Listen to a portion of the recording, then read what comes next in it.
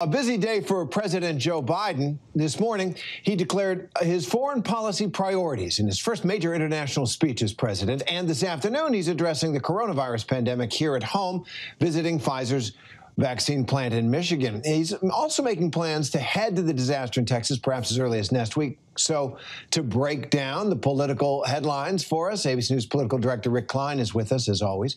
And Rick, at the end of his foreign policy address today, President Biden also addressed storm-ravaged Texas. He said his team's working on getting him on the ground there soon. So what was his message to people dealing with that crisis?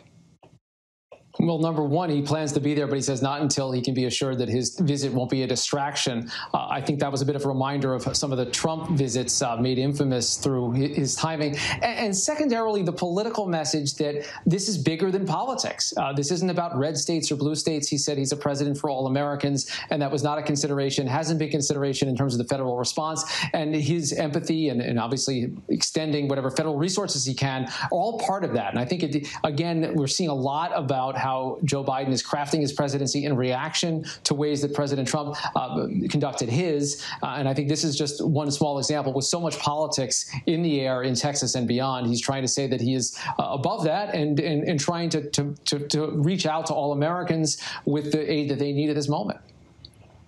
Rick, let's talk about Biden's G7 address, because he said that he doesn't want to talk about former President Trump. But today's speech was all about drawing a contrast between the Biden administration's approach and Trump's America First policies.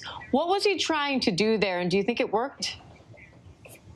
Yeah, Diane, this was the first summit that he has been part of as president. This is a little different than side meetings with or Zoom calls with foreign leaders. In this case, the message was twofold. Yes, America is back, and maybe just as importantly, that America is prepared to work to regain the trust of the world community. Looking at the range of challenges and the ways that, in Biden's view, Donald Trump has done real damage to world relationships, this is complicated stuff to untangle. And when you look at the Iran nuclear deal as one example, he is signaling a willingness to rejoin it, knowing that we're in a bit of a standoff with the Iranians about who goes first in terms of showing good faith, but knowing that the G7 remains committed largely to that framework in confronting China and so many other issues. The basic tenet of the Trump foreign policy was America first. Maybe that meant America alone. For Joe Biden, it has been to re-engage with the international community, a much different tone and tenor and a much different substance from the new president.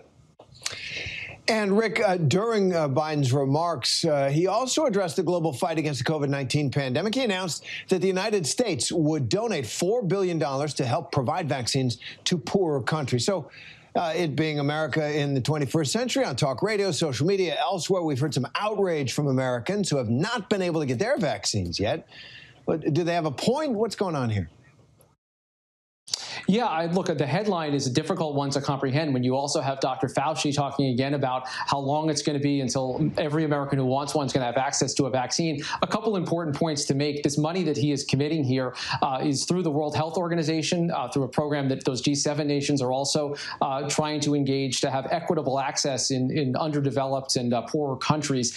That's one important point. That's something that Trump certainly was not part of. He removed the U.S. from the WHO. And the second, I think, very relevant point is that there's nothing in this aid that is going to provide vaccines to foreign countries until or unless the demand is met here at home. So it's not like these are doses that are shipping out right now that could be in American arms and instead are being sent overseas. It is, though, aid to help a lot of countries that just don't have the infrastructure for any kind of comprehensive vaccination program. And knowing that this is a world pandemic, that is a priority of the World Health Organization. Absolutely. As public health officials warn us, if you let it swirl around the world in these poorer countries, those variants will come up and it'll be even more dangerous. Rick, thanks very much. Hi, everyone. George Stephanopoulos here. Thanks for checking out the ABC News YouTube channel. If you'd like to get more videos, show highlights, and watch live event coverage, click on the right over here to subscribe to our channel. And don't forget to download the ABC News app for breaking news alerts. Thanks for watching.